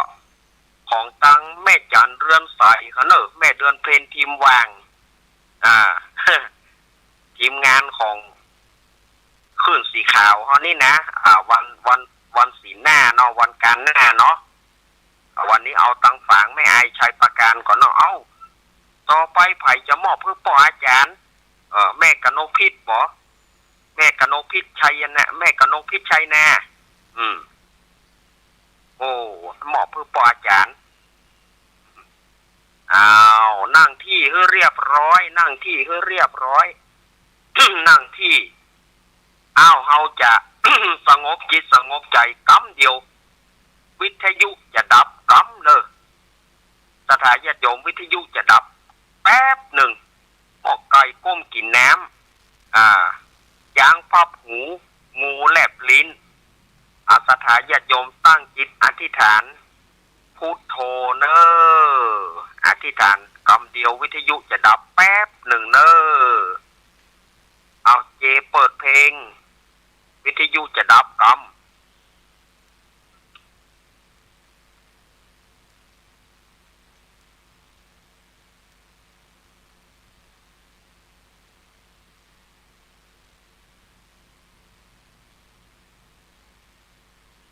อนุโมทนาบุญโตยเอาละน้ำหยาดน้ำหยาดของญาติโยมน้ำหยาดที่ญาติโยมจะหยาดน้ำอุทิศบุญไปหาผู้ใดเกี่ยมเพื่อเรียบร้อยเนาะมีแล้วเนาะมีละเอาขับปอนเสียงก็จะไปตั้งหน้าดีๆกับสถานญาติโยมเฮ้ยเสียงก็บ่ค่อยดีนะเสื้อหน้าก็มนเสียงธรรมมนเสียงธรรม 106.25 เมกะเฮิรตซ์รวมจนถึงแม่จันเรือนใสแม่เดือนเพนทีมวางแม่กันดาสีเนตรป่อสะอิ่งแม่สาครทีมงานของขึ้นสีขาวจะได้เป็นเจ้าภาพแม่จันเรือนใสเดือนหน้าอังคารหน้าเนาะ ห้าปอนยะถาวาริวหาปุราปริปุเรนติสาครังเอวะเมวะอิโตทินังเปตานังอุปคปติอิจิตังปฏิตังตุมหังคิปะเมวะสมิสตุสเปปุเรนตุสังคปาจัน ปนารโสยถามณีโจติรโสยถาใจยสิทธิทานังลาพังโสถีภคยังสุขังพลังสิริอายุจวันโนจะโพคังวุธีจะยสิทธิพวันตุโวสปิติโยมิวัจจันตุสัพพะโรโกวินาศตุมาเตภาวะตวันตารโยสุขีติกายุโกภาวะอภิวาตานาสีริสานิจังวุธาปัจจายิโนจัตตารโรธรรมาวัฏันติอายุวันโนสุขังพระลังสาธุสาธุสาธุวันนี้จะเอาอีตังยังจินจิวันนี้จะเอาแบบเชียงใหม่เนอะ วันนี้จะเอาแบบเชียงใหม่เนอะตึงวันตาหลวงนะจะเอาแบบเชียงใหม่เนาะเพราะว่าแบบละปูนสลับซับเปลี่ยนกันวันนี้ละปูนวันหน้าเชียงใหม่สลับซับเปลี่ยนกันเนอะอิตังตานากรรมังนิปานาปัจจโยโหนตุโนนิจังอิตังศีละกรรมังนิปานาปัจจโยโหนตุโนนิจังอิตังภาวนากัมมังนิปานาปัจจโยโหนตุโนนิจังยังกินจิกุสลังกัตตะปังกัมมังสัพเพหิกาเตหิกาตังปุญญังโนอนุโมทันตุสุนันตุพนโตเยเตวะอาสาบิงคาเนอาทิกาตาทิคายุกะสัทธาหนตุสัพพะสัตตานังสุขีอัตตานังปริหารันตุมาตาปิตาสุขิตาหนตุทุกขาปามุจจันตุสัพเพญาติกาสุขิตาหนตุทุกขาปามุจจันตุสัพเพอัญญาติกาสุขิตาหนตุทุกขาปามุจจันตุสัพเพปิสาสัพเพยัคขาสัพเพเปตาสุขิตาหนตุทุกขาปามุจจันตุสัพเพนาคาตาสุขิตาหนตุทุกขาปามุจจันตุสัพเพเทวาสุขิตาหนตุทุกขาปามุจจันตุสัพเพอาจาริโยปัจจยาสุขิตาหนตุทุกขาปามุจจันตุสัพพะสัมปตินังสามิชันตุโววันตามิพุทธังสัพพังเมโตสังฆามันทะเมพันเตวันตามิธัมมังสัพพังเมโตสังฆามันทะเมพันเตวันตามิสังฆังสัพพังเมโตสังฆามันทะเมพันเตวันตามิคารูปชาจาริเยสัพพังเมโตสังฆามันทะเมพันเตวันตามิกัมมะขานังสัพพังเมโตสังฆามันทะเมพันเตวันตามิอารัมเมพัทธสีมะยังสัพพังเมโตสังฆามันทะเมพันเตวันตามิเจติยังสัพพังสัพพะทาเนสุปฏิติตาสรีรตาตุมหาโพธิงพุทธรูปังสักการังสัทธานาคาโลเกเตวะโลเกพระมะโลเกชัมปูทิเปรังกาทิเปสารีรตาตุโยเกสาธาตุโยอาระหันสาธาตุโยเจติยังกันทะปูติงจตุรสีติสาเสธรรมกันเตสัพเพสัมปาทาเจติยังอหังวันตามิสัพปะโสกราบหนึ่งกราบสองกราบสาม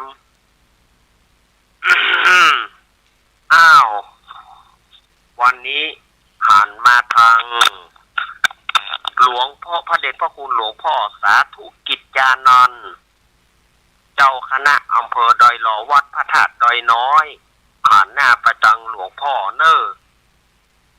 สาธุวันตามิพันเตสะปังอาปะราทังคามันทะเมพันเตมะยากาตังปุญญังสามินาอนุโมทิตาปังสามินากตังปุญญังไมหังตาตาปังสาธุสาธุ ธุอนุโมทามิจัตตารโอธรรมาวัฏันติอายุวันโนสุขังปะลังสาธุสาธุสาธุอ้าวลาพระเนอสถาญาติโยมหันทธานิมะยังพันเตกัจฉามะ พาหุกิจจามะยังพาหุการณียายัสธานิตุเมการังวัญญาทะขอสัทธาตั้งหลายจงสำคัญในกาละที่ควรเตอสาธุพันเตก็เป็นว่ากิจกรรมยกวัดมาบ้านวันพระวันศีลจำลองเทศธรรมในพรรษาก็บัวมวลปริปุณังเนอเรียบร้อยเอาโชเฟอร์สารถีมาเอาหัว โชเฟอร์สารถีมาเอาหัวมาเอาสังฆทานโวยโวยสตาร์ทรถไว้เลยไฟรถท่าเลยนั่นมาเอาเลยถ้าจะหาย ถ้าจะหายอย่างหายสังฆทานมาเอาโวยโวยถ้าจะหาย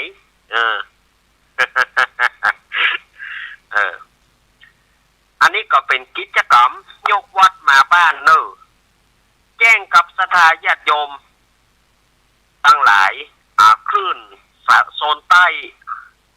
สถานีวิทยุห้วยตองซักหับได้แล้วเนอหับไปละเริ่มน่าจะมาตะคืนนี่นะเพราะตะคืนนี้อาตมาบัดได้เช็คแต่ว่าอาตมาเปิดเมื่อเจ้านี่หลวงลุงชัยวัฒนาคาเสโนตู้ลุงยองเปิ้นออกเนาะสถานีวิทยุโซนใต้ได้ฮับละวันอาทิตย์หน้าอาตมาก็จะเอาสุวรรณแปะคำผูกที่2มาเล่าให้สถาญาติโยม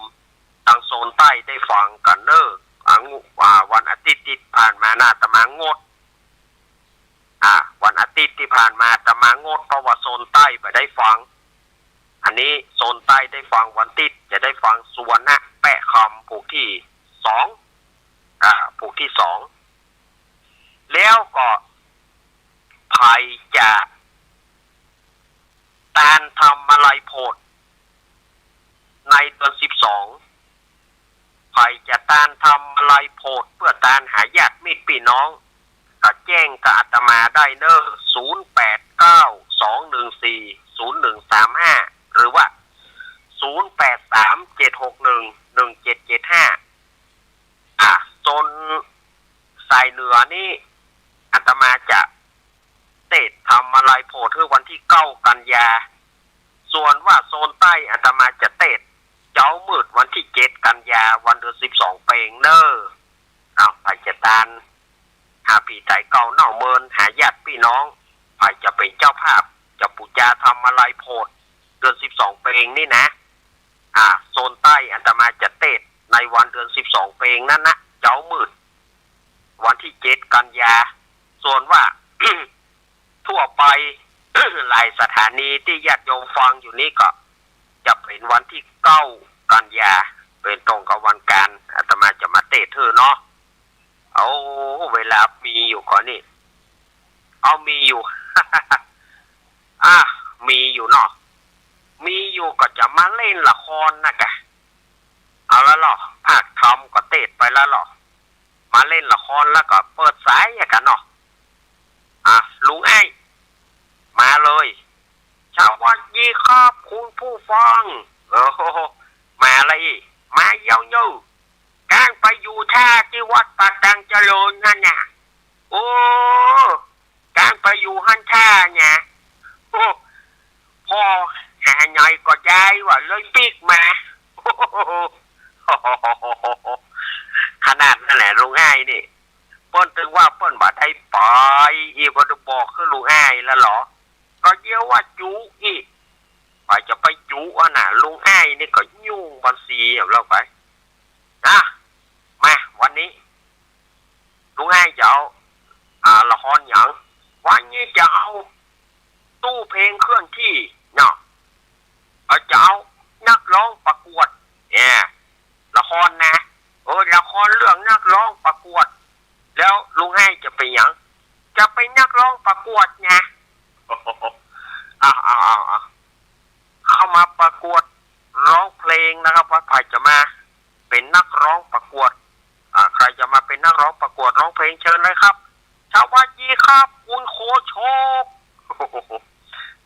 อะไรลุงจะมาประกวดร้องเพลงไงโอ้โหแกปันนี้จะร้องเพลงได้อยู่เหรอได้กันเนาะร้องเพลงอะไรสวัสดีพี่ไอโบครับโอ้เนาะตะกี้สดนานอย่างเพครับก็เยี่ยวว่าอัน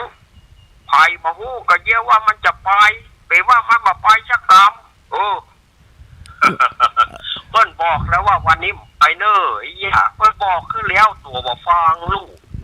มันตัวบ่ดีลูกมันเพลงมันลวดตีทมตาปั๊มนะครับเล่นละครก่อนลุงจะร้องเพลงอะไรครับผมเพลงเอาก็จะฮือบาดใหญ่ลุงไอ้มันจะห้องเพลงลุงไอ้โว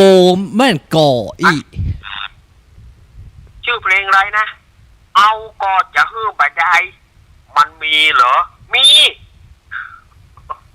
เพลงของใครครับลุงแดนชัยโสนทยาเพลงเอาก็จะฮือบาดใหญ่มันไม่มีนะมีมันเป็นเพลงยังไงเนี่ยเอากอดจะฮื้อบาดายก็เอาไหมจะให้ฟรีโอ้ยอันโคโชกนี่ก็มาพูดเรื่องแกตายแล้วกูลุงเนาะลุงขอเพลงกันโอ้ยลุงไปติดต่อนักดนตรีหลังเวทีไปนักดนตรีเล่นได้เปล่าเพลงอะไรนะเอากอดจะฮื้อบาดายโอ้ยชื่อเพลงเขาเอาไหมจะให้ฟรีอีเนาะนักดนตรีเล่นได้เปล่าไอ้เนาะได้ได้ก็เชิญถ้าได้นะถ้าได้เราจะเล่นให้ฟังลุงไอ้เนาะลุงไอ้ขอเพลงอะไรก็ไม่รู้เนี่ยเอากอดจะฮื้อบาดายอีนะใช่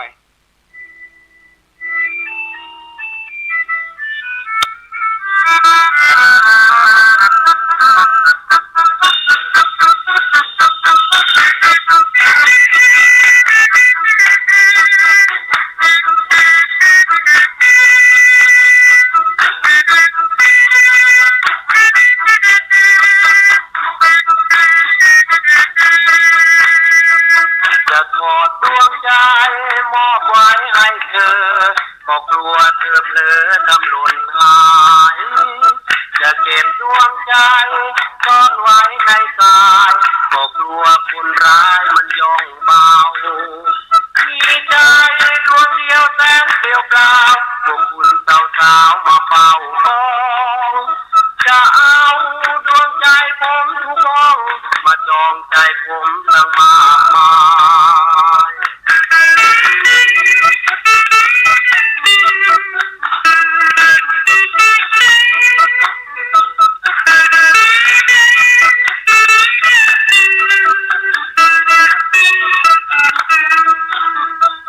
บางจะขอซื้อมาซื้อลา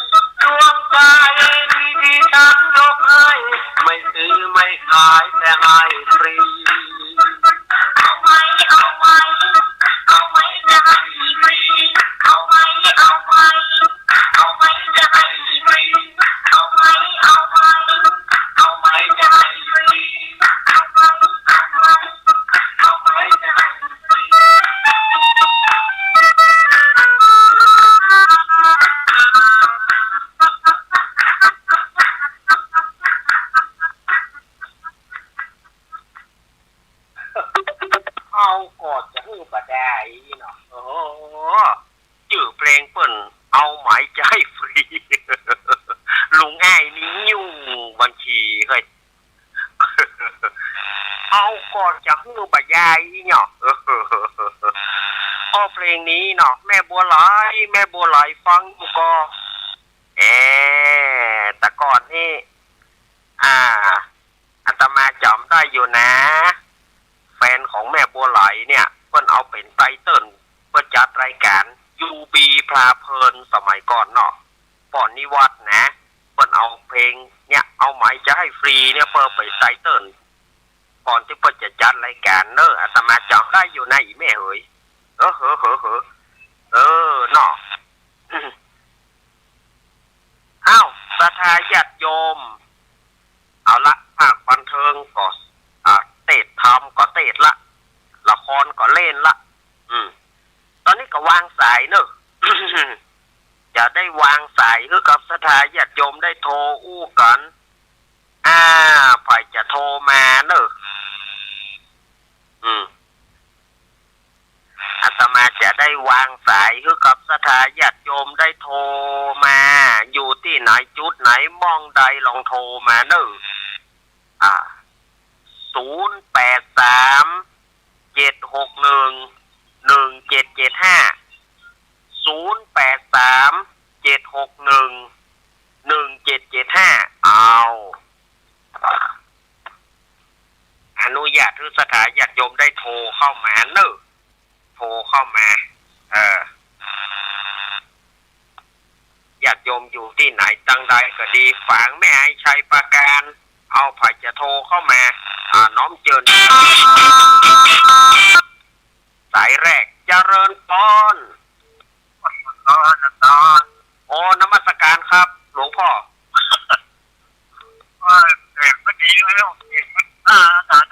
อ๋อเกี่ยวกับลมฟ้าอากาศนะหลวงตาครับผมครับผม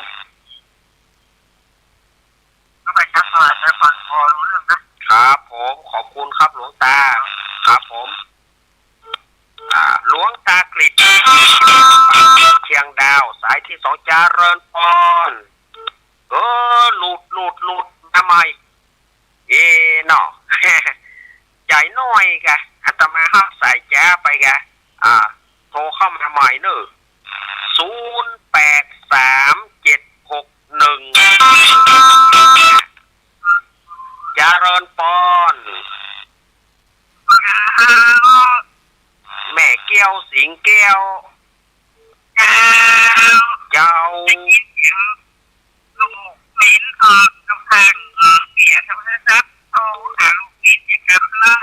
โทรเลยเนาะโอ๊ตมาได้เนาะ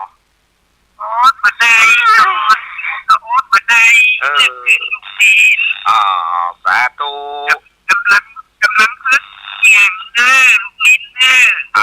เต้เนาะ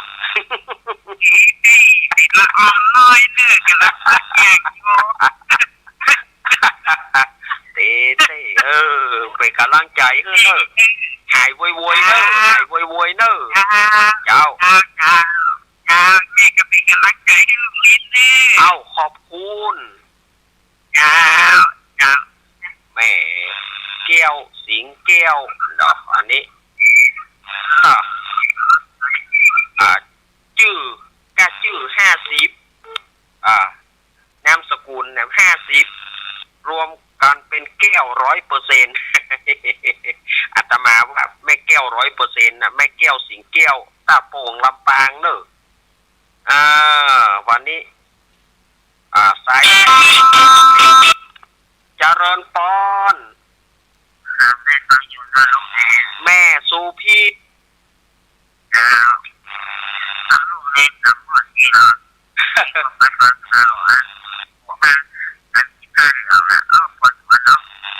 แม่บ่ต้องสนใจแม่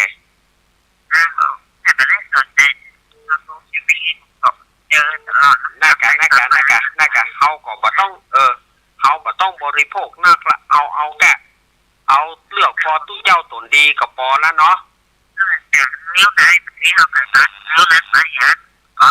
ครับเฮาก็นะ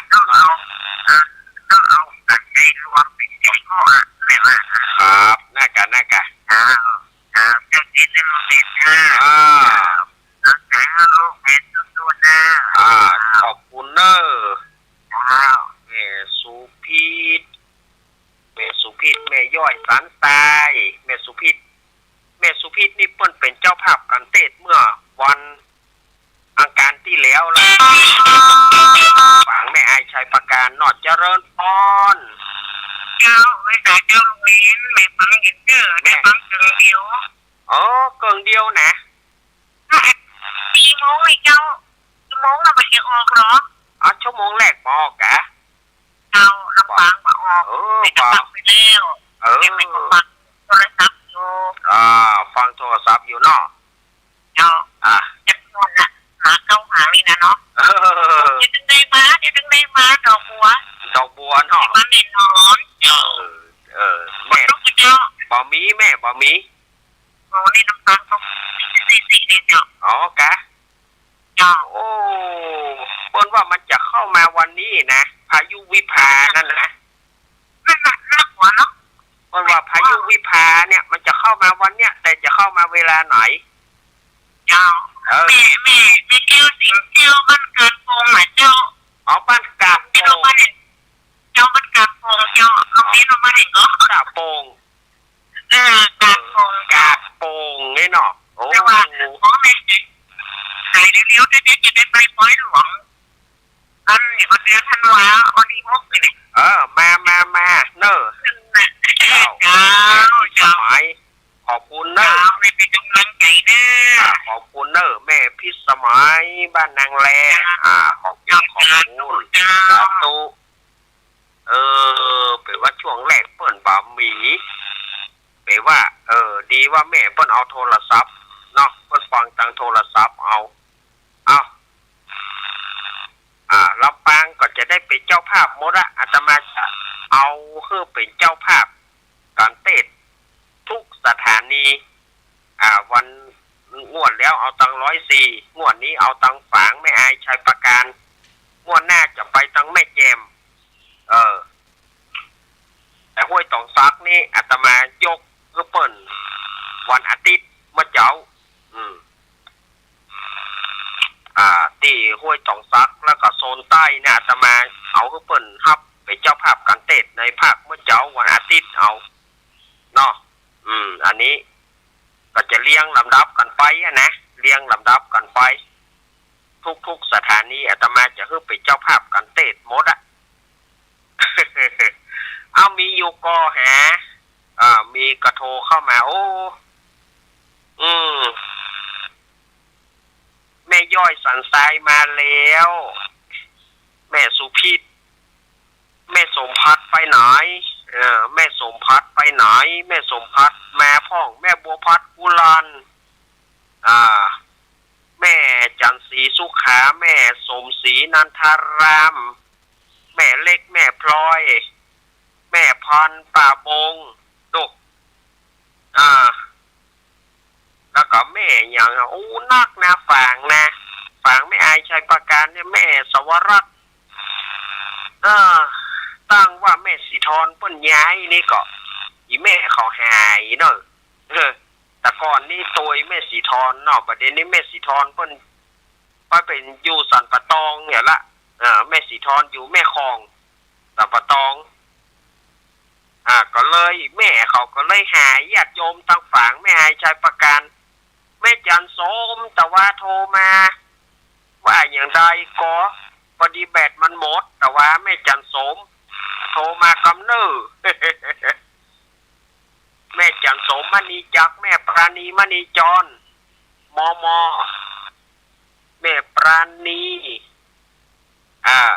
หรือตั้งสาย104เฮาก็ได้เนอะโทรมาแม่กรแม่บุญแม่พรป่าเศร้าพ่อหลวงพงป่าซางดกแม่หลวงโบคำ7ยอด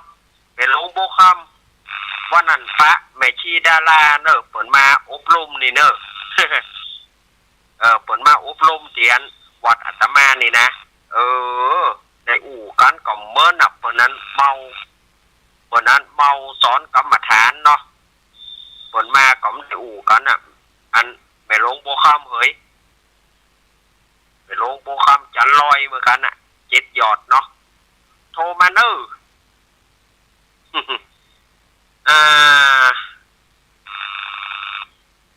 ไปทางใดกันหมด ตกก็ฝนตกก็เอาสถานญาติโยมเหยอ่ะเวลาหมดแล้วเด้อเวลาหมดมาเวลดก็แปลว่าหมดเวลาอาตมาจะได้อำลาจากสถานญาติโยมเมื่อค่ำนี้ก็ปะกับท่านพระครูปรัตน์นัทพงศ์ทิตาวุฒศิริแล้วก็ภาคกลางคืนก็ปะกับท่านอาจารย์มหาสมชาติชาตาปัญโยเนอร์ก็ขอขอบคุณทุกเสียงทุกสายทุกสถานีที่ได้เปิดได้ลิงก์สัญญาณเพื่อสถานญาติโยมได้ฟังกันกรรมอันใดอาตมาอู้ไปเล่นไปมันบ่ถูกอกบ่ถูกใจก็ขอสุมาอภัยเนอะอาตมาลาก่อนอังคารหน้าค่อยปากกันใหม่เนอะอภิวาทานาสีริสานิจังมุทาปัจจายโนจตารโรธรรมวัฏันติอายุวันโนสุขังพระลังขอเจริญพร